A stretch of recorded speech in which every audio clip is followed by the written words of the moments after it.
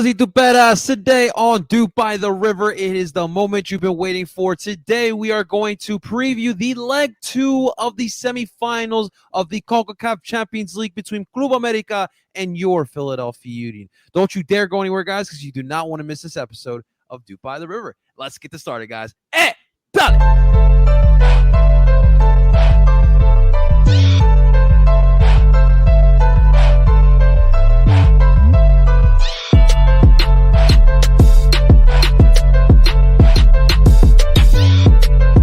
And that is right. Welcome, everyone, to DOOP by the River, the show where we follow everything Philadelphia Union, brought to you by Philly Sports Network. Welcome on in, everyone. I'm excited for this episode of DOOP by the River because we are finally here. We are previewing the second leg of Champions League. A little bit later, we're going to have on Ivan from the Eagle Eye podcast as we discuss everything that we need to know about our opponent for tomorrow. It is going to be a tough one. Our backs are up against the wall. We are down 2-0 on total aggregates here. But if we learn anything about the Philadelphia Union, if we learn anything about Jim Curtin in this Philadelphia Union squad, resiliency is the key. Resiliency is something that we have seen through the squad over the last 5 years, and it will truly be tested tomorrow night in Subaru Park as the Union will host Club America. It should be a lot of freaking fun. Justin and Tim are off tonight, so guys, we'll see them on the next episode. But of course, tonight, with me, my fellow Dupero, please welcome Mr. Zach Labasso. Zach, what's going on, baby? How you feeling? Good, man. I'm good. Good to be back. It's been, I think, like 2 weeks, so been busy. But the Union play tomorrow. We gotta talk about that fun team that we love to for. Yes, sir, man. A lot to talk about here. I definitely want to get your opinion about what's been going on with our boys in blue here. But before we move forward, guys, and diving into this episode of DOOP by the River, guys, a quick reminder. Tonight we are not on PSN. Obviously, the boys flipping the birds. Obviously, the Eagles are in full swing with their season. So flipping the birds is over on PSN. So definitely check that out after we are done as well. So no PSN tonight. But, guys, do not forget that you can please do us the favor. Subscribe to Parcero Phillies YouTube channel and like this live. All the live portions are always put on this channel, if not on PSN. And, of course, you can find DOOP by the River wherever you stream podcasts. It is part of your part of PSN Radio.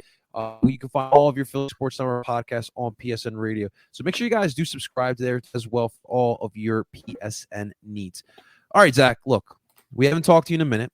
To start off this episode, I kind of want everyone to get your thoughts on what you have felt of this Union squad since we last spoke, my man.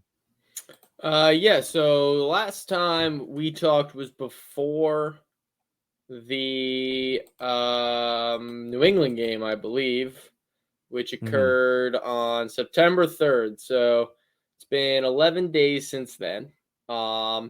And now between that game and now, there hasn't really been much going on union-wise, like international break. We haven't played, which is fine. But the thing is again, I think it was another moral victory against New England, second one of the year. Not 3 points, not even a point, but a moral victory nonetheless. Because once again, the kids played.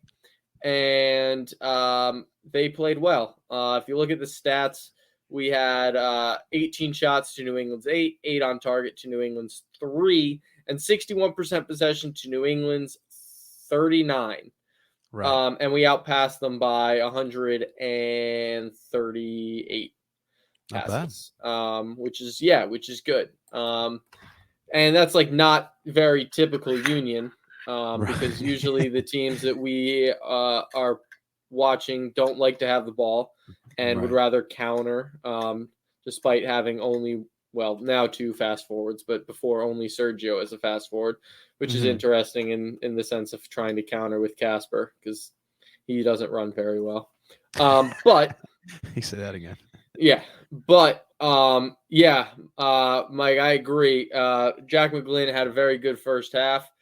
I think I was talking to John before the podcast. I think McGlynn should start in some capacity on tomorrow against Club America. I think he's earned it, and I think Quinn they've both earned spots in the starting 11. Very interesting. And I think that what the game shows you is like we were missing. I think we didn't have 8 guys, like 7 on international plus Elliott was out with the yellow card accumulation. So you still need to find that balance of youth and experience. And I think when everyone comes back tomorrow, we should mix it up in the sense that like some of the kids should play along with some of the vets. Like it shouldn't be all or nothing either way. It should be more of an even split. It's interesting you say that because look, I said it already. You guys have proved me wrong, and I'm an adult. I'm a man here. When I'm wrong, I admit that I'm wrong, and I agree that there needs to be more rotation. The kids do need to be put in there for more matches. I'm curious to hear you say that you think that they should be out there tomorrow with the starting 11. Considering the fact that we're not going up against Orlando City, we're going up against Club America. I mean, the Giants are going to be out there. Are you not concerned with the kids going up against an experienced squad like Club America? I mean, if we look back at the first match, I wasn't impressed with what the guys on the field did then. That's a good point. So, I mean, like, is it better? Like, you gotta play devil's advocate with yourself and ask: is it better to put the kids out there with the potential that they are going to fail and the team's going to look bad and we're going to let up like 5 goals, or think about it like even if that happens?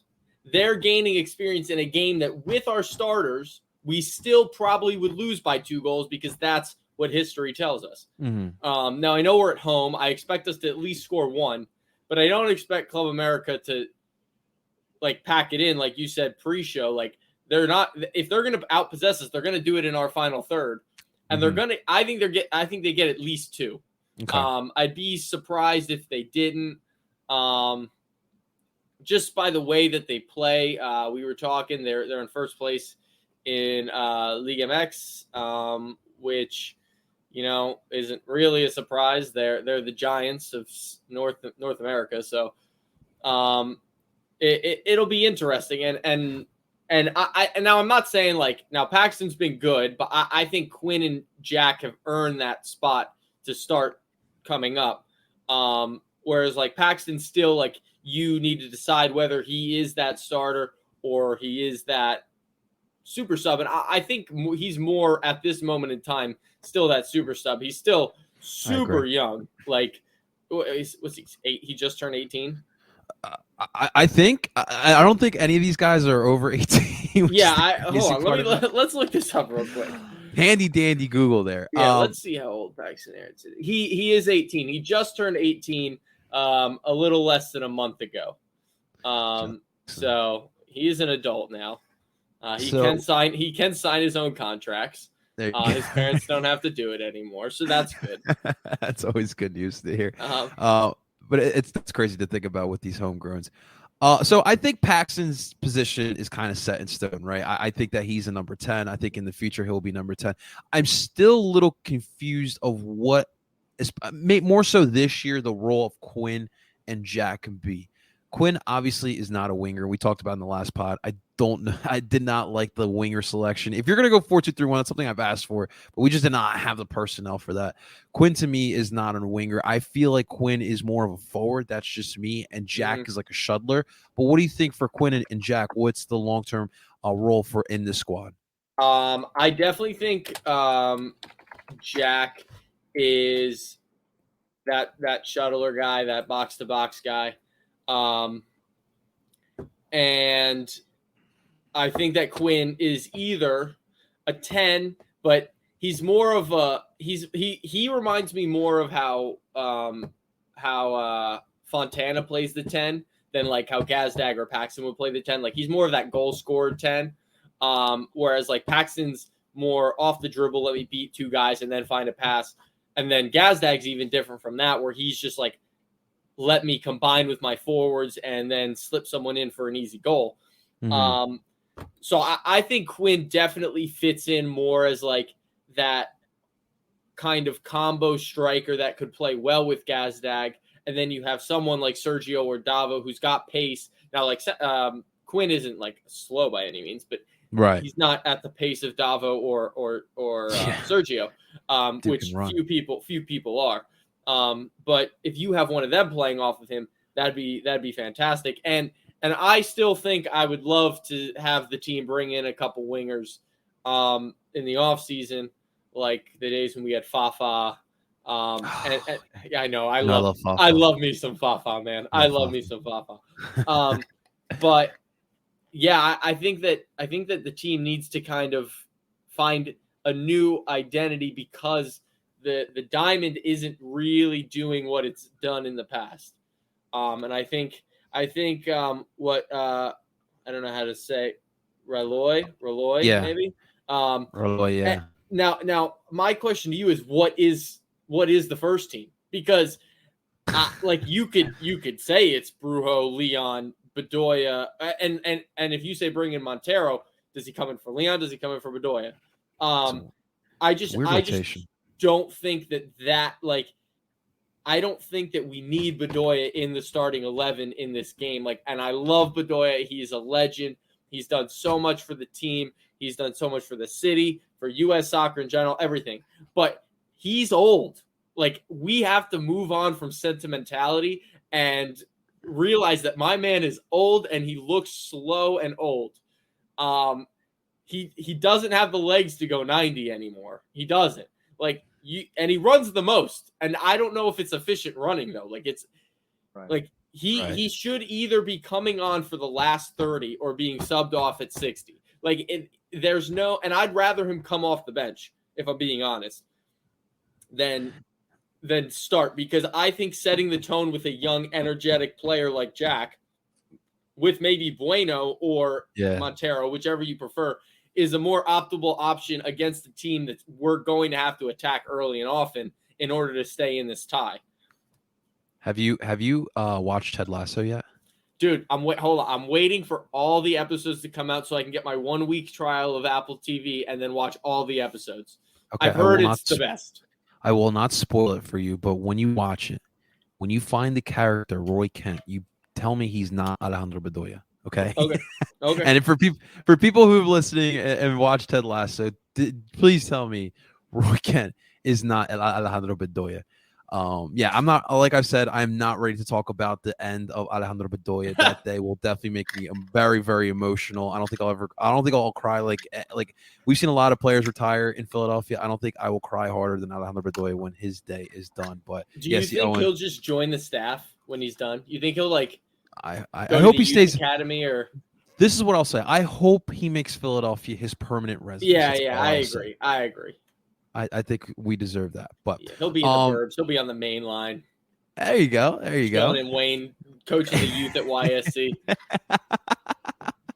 Taking his kids to watch Villanova soccer. Oh, absolutely. I'm down for that.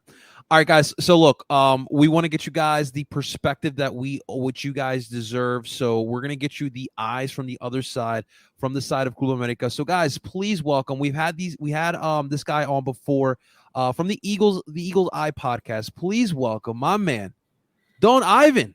What's going on? How you doing, man? Hey, what is up, Johnny? Thank you for having us back on.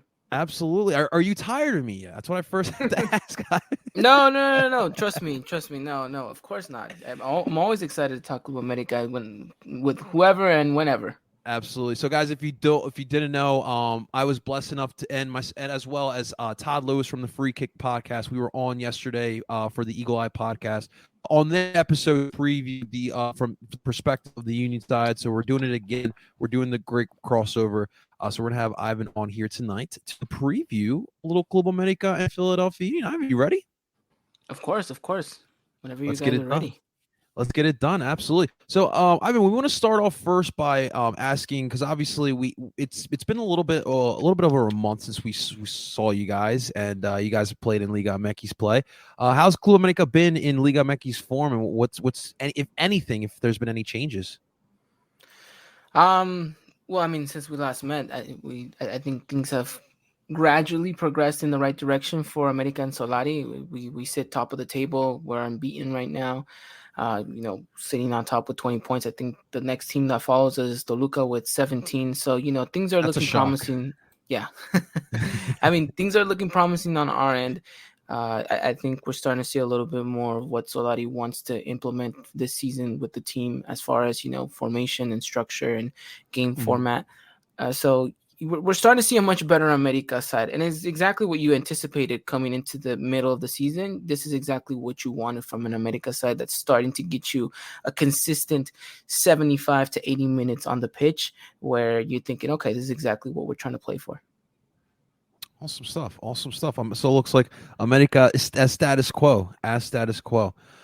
So Ivan, look, so when we've played against good teams that have come into Chester, now, like we talked about before, we've never actually had, other clubs outside of MLS come in here for a big match like this. America is America, but what I want to know, would America at any point, as the quote is, park the bus here with the 2-0 lead in Chester? I don't know necessarily if we'd park the bus. We will be, like I mentioned yesterday on the podcast, we will be a very organized side. And I think Solari is going to come into this one thinking, Philadelphia has to do all the hard work at the beginning of the match. Correct. And so therefore we're not, quote unquote, we're going to sit back, but we're going to try to keep as organized and tight of a formation as possible. Doesn't mean we're not going to attack. Of course not. We have players who have pace, and we're going to try to utilize that on the counter whenever we get the chance. So I guess the argument could be made that America could potentially, and I do see them for the first 15 minutes trying to weather the storm and sitting back a little bit, keeping their shape. But I do think that Solari is going to try to, if given the possibility, try to dictate the play, hold possession, have you guys chase the ball. But for the most part, you're not going to see a very much, extravagant America side out there that's going to go from the get-go, try to get the goal. They're going to try to play this game smart, and they are going to hold their shape as much as possible. Do you guys have a match later this week? We do. We have a game on Saturday. So it's a quick turnaround for us. Okay. It's game in Philadelphia, travel that same day, same night, most likely. And then you're back in Mexico City on Thursday practicing. So it's going to be a quick turnaround. So a lot of hard work is going to be put in this week. Is that like around an 8-hour flight, you would say, from like the Northeast area of the United States? Man, I would give or take, I think maybe 6 hours, I want to say. Okay. So it's quite the travel. It's quite the travel. Yeah. Well, that's the one thing here people don't realize here in the MLS is that travel is a factor. I mean, when you got to go from like LA to New York, I mean, that's a long flight. It's not like going from Manchester to London. So it's definitely a factor that people do forget here, but that's definitely good to know. I do get worried about parking the bus, especially with this Union team. You guys did a fantastic job of shutting us down from out wide. We talked about that yesterday as well. So I do get a little bit concerned there. So we'll see how the Union can combat that as well. But what I want to ask now, I want to shift over to Zach a little bit here. Zach, like I just mentioned about the width and any potential of Club America parking the bus. How are we going to generate attack? Last match, that, like I said, they did a pretty solid job of stopping it there. We saw Mbaizo and Alvis Powell, in that match, and of course, brought up tooth Mbaizo was missing after that match there. But how do you see the Union trying to attack in general against Club America? I would love to see them try and just combine up the middle and create like nice goals. That would be awesome.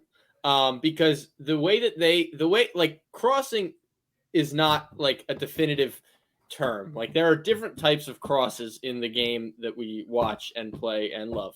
Okay, you can cross from 35 yards out like Kai and Bizo like to do, but that doesn't lend itself to high percentage chances. All right, that's just like, yeah, there's like 3 people in there. Maybe they'll win it over the 2 center backs and the outside backs and the defensive midfielder. But then there's the crosses where you get down to the end line, you dribble across, and you lay it off to like the 6 or the PK spot, which we rarely ever do. And I think that does happen doesn't happen because of the fact that we don't have wingers. Now maybe Jim just, shocks us all and plays with wingers tomorrow, but I highly doubt that. And I think that they're going to find it very difficult to attack, especially if America does go into a lower block, because of the lack of creativity from the front three that we have, or rather haven't seen in the recent games. Actually, all season they stink, but yeah, so it'll be tough. Maybe Powell or whoever's on the right, or Kai, can cross one in and we'll get a lucky bounce and someone will be there for a tap in. But if they keep crossing from 35 out, the Union are not going to score a lot of goals. Well, I will tell you what, as we saw in that first leg, if you get a chance, if you get any sort of luck, you have to capitalize. And that's the issue. We don't have a striker who does that. And that is the main problem. We do not have a forward that scores goals like that. Ivan, so our local Mexican Union fan here has an interesting question for you. Cordoba did not play against San Luis. Did they save him for tomorrow's match, or is he in trouble for a controversial interview with a famous YouTube star? Diving into La Farándula de Mexico. I like it. Yeah, well, quick correction. He didn't play against Mazatlan. Okay. But he has that correct. He I don't think it was because of the controversial interview, although I did see snippets here and there, and so will be. I really truly want to know who gave the green light to that interview. If the club was in any way involved, if not, then Cordoba is in big trouble, because trust me, we've gone through that in trying to get players, and you strictly have to go through the club. So will be interesting to see what the story behind that is. But for the most part, what we know is that Solari did save him. It was a match where you didn't really need him. Your quote unquote B team was able to take care of that match. So Cordoba was given the opportunity to rest 90 minutes. I mean, he just came back from a flight from Panama, so he was in the World Cup qualifier matches. So it was more of a rest than anything. He's definitely going to be a key starter for us against you guys tomorrow. So I think that's why he didn't see him feature at all this weekend. You know what? Again, I'm jealous. You guys have Cordoba in the headlines here for a controversial interview with a famous YouTube star. Man, none of our players any give that sort of limelight. The only limelight we get is the fact that our owner is an NBA superstar, and Kevin Turner, one of our owners, is an NBA superstar. So I'm a little jealous. I'm a little jealous about that. Trust me, we're always in the tabloids, but for the wrong reasons, and it's just it's not pretty sometimes. Oh man, it could be very well, very, very well. All right, so Zach, another question here. Look, I mentioned this yesterday on the Eagle Eye podcast. To me, if we're going to win, I just don't see a way we win without Casper stepping up. If Casper does not ball in that, we have no chance. Listen, we could say what we want about Casper. He is the leading Golden Boot scorer here in Champions League. And he is your best goal-scoring striker, even though you look at the stats as of right now, it doesn't really represent that. What are we going to get from Casper? What do you think his impact is going to be tomorrow? So I wouldn't start Casper. He's going to start, but I wouldn't start him. First and foremost, I would not start Casper tomorrow. He's going to start, but I wouldn't be the one to make that call. We kind of have to now, though, after today's press conference. I didn't. What was said? I didn't see what happened in the press conference. Keep an eye out for this, especially for the America side. Sergio Santos apparently tweaked something in training today, and he might not be available tomorrow. Oh, you don't have to play him. You don't have to play him. No. You don't have to play Casper because Sergio's not there. You play Davo instead. You play Quinn and Davo up front. That's what you do.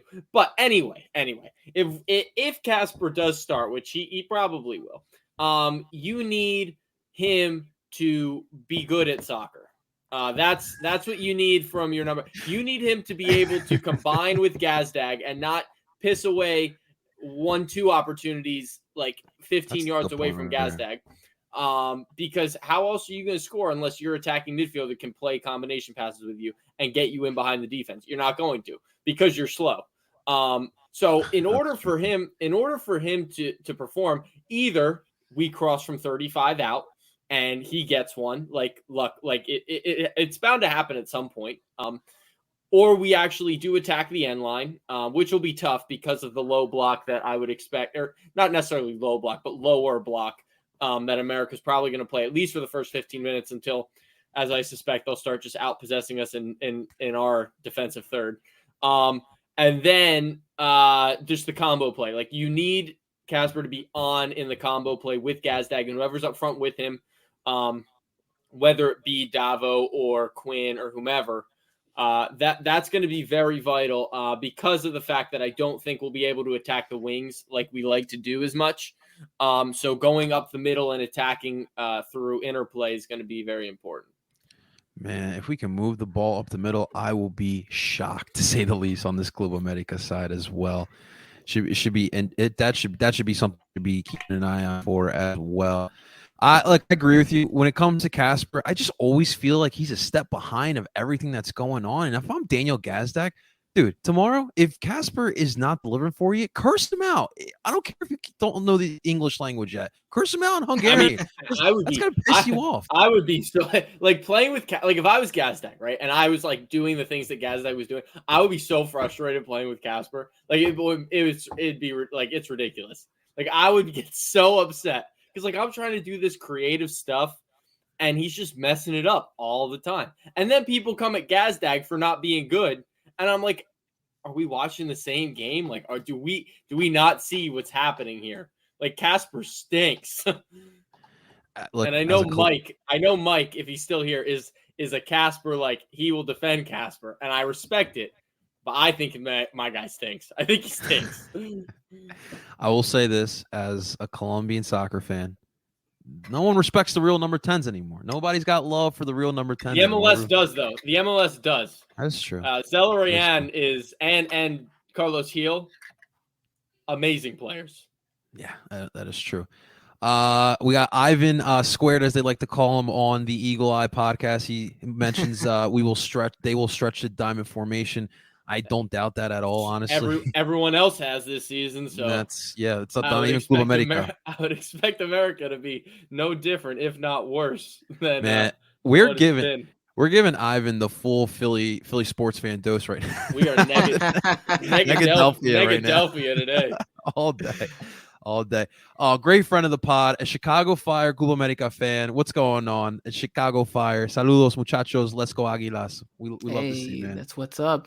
We love to see that for sure. Okay, so I got to be a little selfish, Ivan. You know me, love my Colombian soccer players. Give me the update on Roger Martinez. I want to hear it, man. How's he been?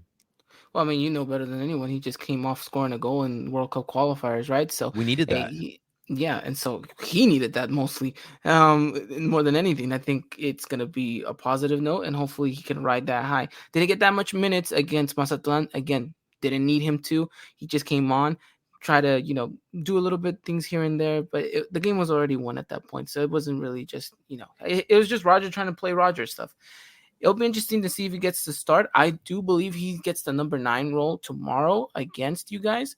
And so I think he's going to be, important. He can body people off the ball. He can, make things happen.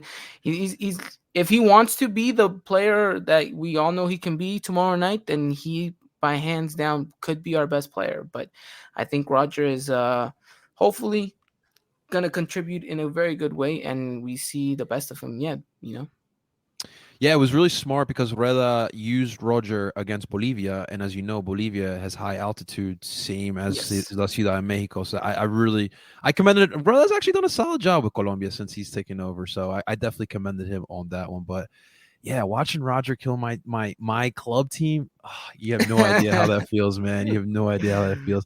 I guess you do feel that because I guess you see a lot of El Tri players play for Chivas, and then they have to ball out against you guys sometimes, so I guess you can feel it. Yeah, but man, they never really hit the ranks. We got a good history with them, and we're coming into next week on Saturday when we do play Chivas with a little bit of ambition of repeating that 3-0 that we did at their house. So we'll see what happens. When's the next match between Chivas and America? That is going to be on next Saturday, so the 25th. All right, I'm gonna have to keep an eye out for that because it's been a while since I watched that one, and I know that's like. To me, that's like top 10 derbies in the world for sure. It is. It's a good one. Okay, Raúl, La Monumental USA se va a hacer presente. Do you think they will make an impact tomorrow? Look, I fully expect half of Subaru Park to be yellow. That's just the way I look at it. More than half. Really? You know what? That's the interesting thing. And I know we talked about it. I know Todd was kind of giving us a little bit of a breakdown yesterday on our podcast. Mm-hmm. I'm curious to see how much fans of America actually got hold of tickets, because if Philly gave out more to America fans, then that's a little bit concerning. I would think imagine. the issue is people reselling them and America fans buying the resold tickets. Oh yeah.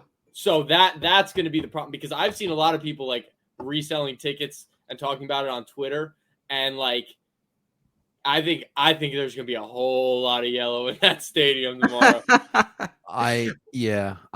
See, the thing is, Ivan, I think I want to say majority, some Union fans are trying to have a payday, because look, I mean, here living in the United States, MLS tickets, they're dirt cheap. You really don't make a come up on those type of tickets. It's not like NBA or NFL tickets that you're selling here. So when they see that type of matchup, Club America, they took advantage and they wanted to upsell those tickets. So, and look, Club fans, you guys super, you guys do travels, you guys will pay premium dollar to watch your club anywhere. Yeah. So they definitely took advantage of that. But yeah, I do think we have we have a big Club America contingency here in Philadelphia, in South Philadelphia, the South region of Philadelphia. There's a street, they call it the Italian Market. I believe it's 11th Street. Zach, you can correct me if I'm wrong. But I'm not familiar with the Italian neighborhoods in Philly, but I wouldn't put. I would say that you're probably right.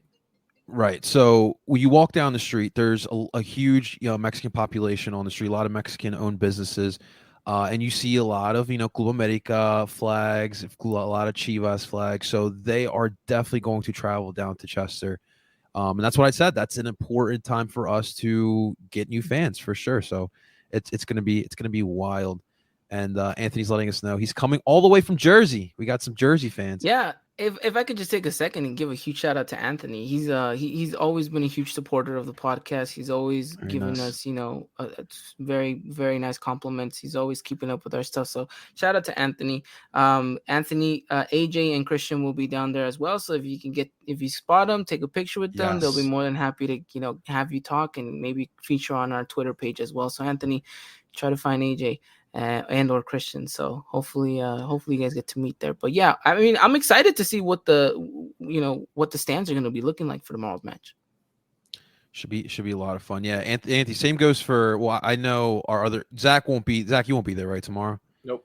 So myself and our other two co-hosts will be down there. So Anthony, you see me. I'm the sombrero might be coming out of retirement. I'm thinking about. He's taller than you think. He's taller than you think. He doesn't. How tall are you? You look tall, what are you, like 6'2"? All right, so here's the thing. You are tall. Me, I am 6'4". I'm not 6'2". I wish. So here's the problem, Ivan. So I grew up playing American football. That was my mistake. My parents allowed me to do that. So I think a lot of the growth spurt happened from that, I feel like. But yeah, I am 6'4". I remember going to Colombia growing up every summer, and they would ask what are you feeding your child? Why is this? I guess it's the American food. I don't know what to tell you. But all right, let's get back to it here, guys. All right, I want to get into some lineup predictions. Zach, I'll let you start here first, man. What the heck is Jim going to line up with tomorrow? It is the mystery of the next 24 hours. So if I were to, if it were me making the lineup, I'd probably go Powell on the right, if I'm being honest. Kai on the left. You go Elliott and Glesnes probably. You could throw Finley in there if you want to. I mean, at this moment in time, the back line is 6-1, half dozen another. You could throw any of the three back there, and I think it'd be okay. Midfield-wise, I would go with at the 6, you could throw in Flock or El Brujo, either or. I'd go Montero on the right, McGlynn on the left, Gazdag at the 10, and then Quinn.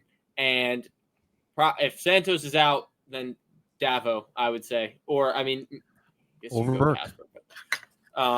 But yeah, you've been showing a lot of love for Burke tonight. I just noticed that. Listen, Corey was the guy that I said, if we're going to have a double-digit goal scorer, it's going to be him.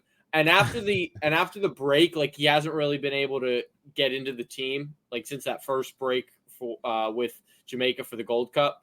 He hasn't really been able to break back in. So I mean, if he's in tomorrow, like I hope he shows out and he plays well. What Jim's gonna do, I think he will start Powell. The back line will be Glesnes and Elliott with Kai. I think it'll be Brujo, and then I think if he starts one of the kids, it's gonna be McGlynn. I think if he starts one of the kids, it's gonna be McGlynn at the left center mid spot. And then he'll probably go Jamiro at the right. Actually, he'll probably go Bedoya at the right. Yeah, he ain't going away from Bedoya. Gazdag, and then Casper and Quinn, I would say up top is going to be the front three. And honestly, if I'm being realistic, he's going to go Jamiro at the left center mid and not McGlynn. But if he's going to play one of the kids, it's going to be McGlynn. Would you say at the right back? Powell. You think Powell? I think I'm going to go Mbaizo there simply because, we're looking at a 2-0 deficit here, and Mbaizo gives me a little bit more on the attack. You're just going to have to suck it up with the lack of defense he might not give you tomorrow night. But I think I agree with you. I would want to put one of the kids in there because, look, if the Chicago Fire can figure you out, then Club America can definitely figure you out. Like, let's put it that way. Yeah. So probably throwing off the lineup a little bit would be conducive for our performance tomorrow. Solari is already dialing up the game plan, right? Like he had that set up last week. Like, let's face it. So I definitely think that you need to switch something up. Look, I love Bedoya. We just talked about it, but it wouldn't hurt to put someone out there. And then you know what? It doesn't hurt to have a fresh 30 minute of legs of Alejandro Bedoya in the second half. That does not hurt you at all. I'm just saying.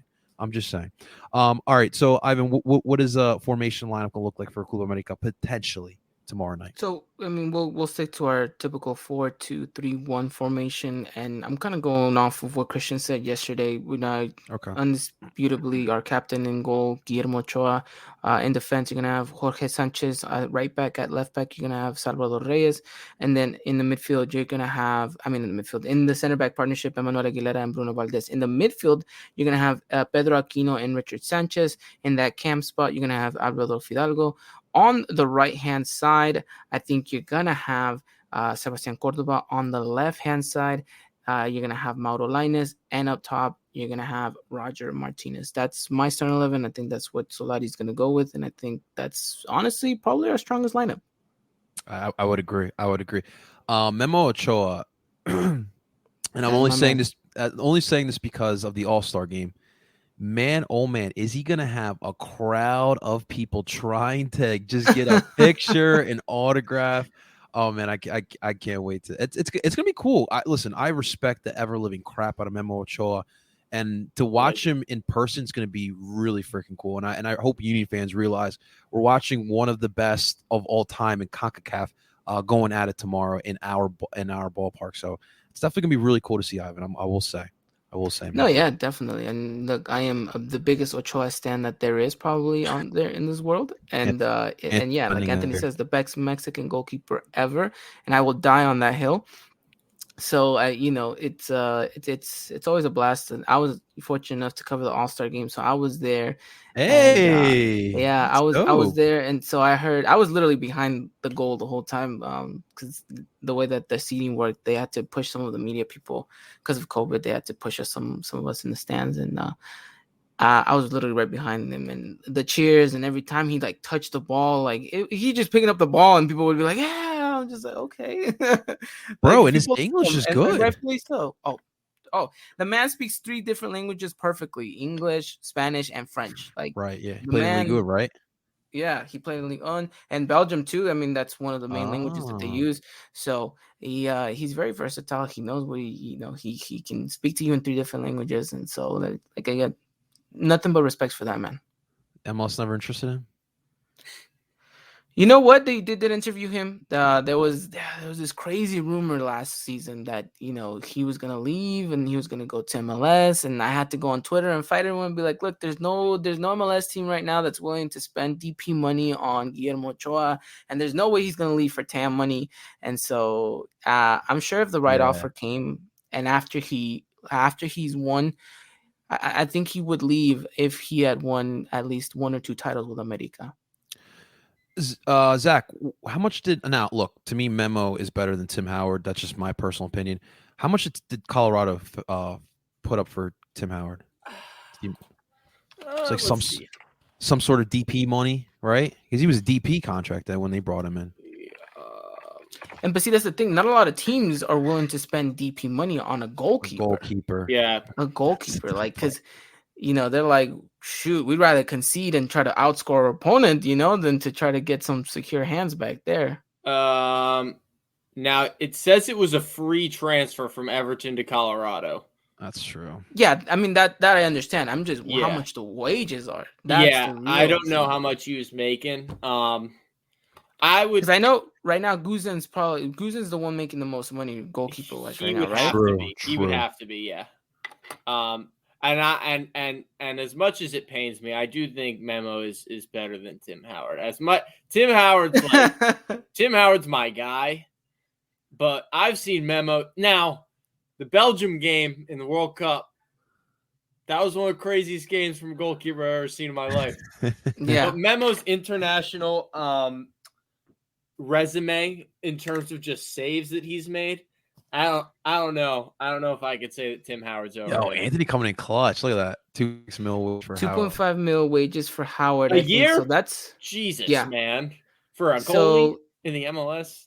God. Exactly. So that's you'd probably have to be chucking around. I think Memo Ochoa makes almost 3 at America. Yeah, that's almost that 2.6 is more than what Ali makes. Yeah.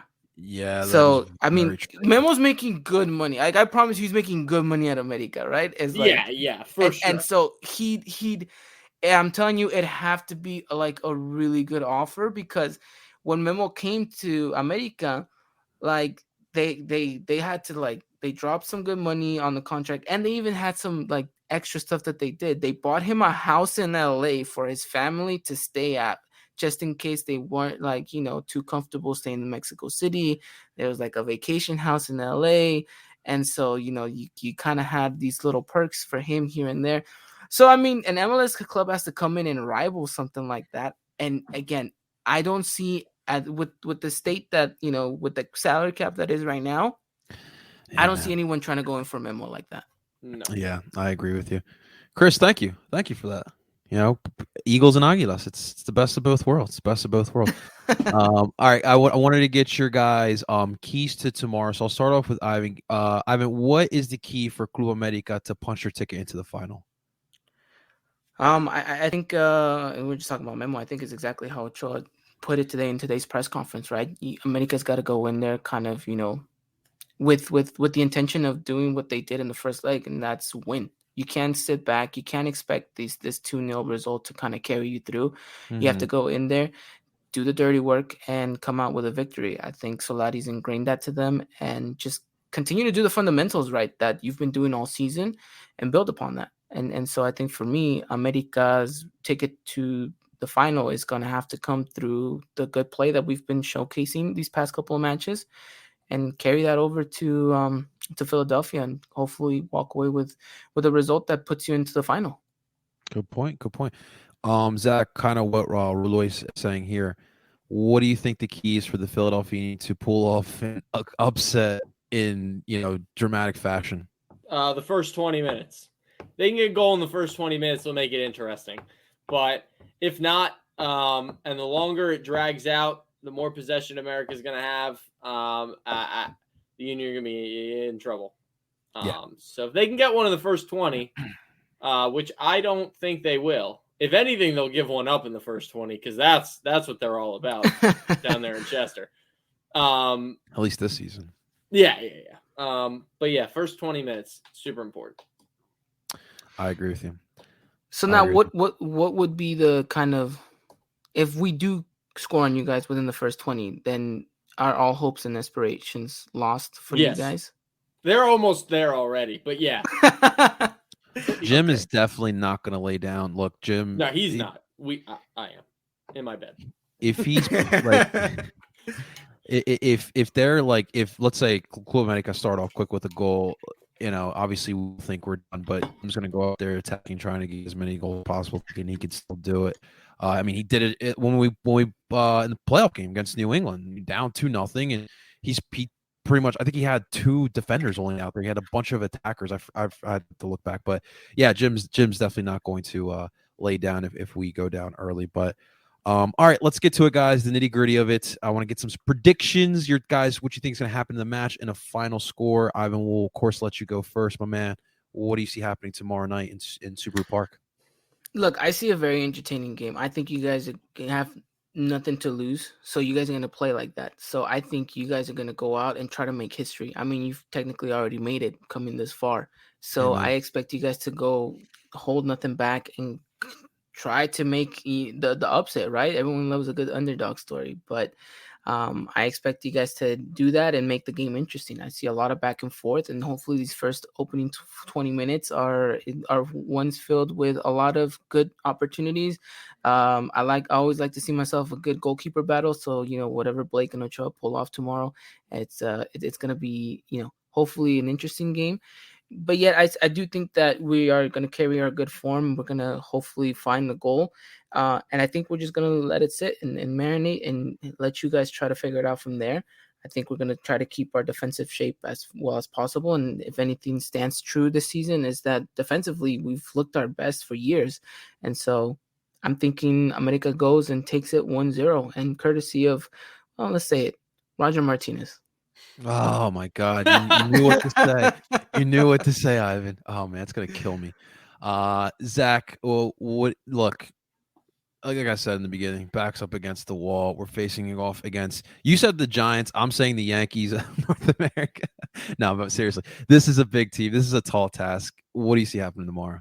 I think it's gonna be 2-1, America. I think America goes up 2-0 at some point in the match. The Union just get one late. Get the stadium rocking a little bit. But I don't see this game being particularly close. Like I said, I think America's gonna outpossess us in our defensive third. Because that's the team they are, and that's definitely the team we are not. We are not a team, unless the kids are out there apparently, that likes to keep possession and outpass and outpossess the other team. So I hope Jim's got something good up his sleeve because they're gonna need it. They're gonna need it down there in Chester tomorrow. Yeah, just go out there like the 2017 Eagles, and we should be okay. I don't know if anyone will ever do that again. Yeah, I think that Philadelphia sold its soul for that Super Bowl. It seems like it. It seems like it. Ivan, I will say this to your Roger Martinez point, and for all Uni fans, listen up. If Tyler Adams or Daryl DK or whoever comes into Subaru Park and you want to get a picture or selfie with them, I'm not saying anything to you. If Roger Martinez, if I get the opportunity, I'm going to try to take a selfie, even if I'm in the River's End. I'm going to try to take a selfie, Roger Martinez, because I effing love Roger Martinez, despite what he's wearing tomorrow. Don't tell that to the Philly Sports Radio guys. They won't like that. They won't like that at all. Luckily, I'll be on there in the future. Ivan, where can people find this beautiful podcast you have with your guys over there, Eagle Eye Podcast? Yeah, it's over at the Eagle Eye Podcast, and I just want to give a huge shout out to my co-host, AJ, who's in the chat right now, Christian Rosendo, and Ivan Squared, as you like to call him. He occasionally comes on as well and helps us out, and then our beloved cowboy Dylan Jimenez, who does a lot of the work behind the scene. He does a lot Awesome. of the production of things, and so huge shout out to him. And to everyone really from our community, the Americanismo on Twitter, the people that follow us, that listen to us. And if you want to be part of it, I promise you it's a beautiful culture. It's a beautiful community, and we're ever more than welcoming. So thank you guys for having me on. And I just wish you the best of luck, and may the best team win tomorrow. Absolutely. No, thank you. And guys, please make sure to go follow them and subscribe as well to the podcast. I will put those links as well in the descriptions as well. But big thanks, a big shout out to everyone at Eagle Eye Podcast. Truly a great pod. And I honestly see nothing but bright future for the Eagle Eye Podcast for sure, guys. No, thank you, man. Thank you. Absolutely. Ladies and gentlemen, that is going to do it for another episode of DOOP by the River. Guys, do not forget, next week we'll be back on PSN YouTube channel, so you guys can check it out there. But make sure you guys do like the video, and like the live, and subscribe to both El Parcero Philly YouTube channel and, of course, Philly Sports Network's YouTube channel as well. And this is on PSN Radio tonight. You guys can listen to that out as well. You can find all of your PSN podcasts on PSN Radio. Ladies and gentlemen, that is Zach Lobasto, and that is Ivan Pineda. Of course, I go by the name of El Parcero Philly, and we're telling you guys to DOOP on. We'll talk to you guys soon.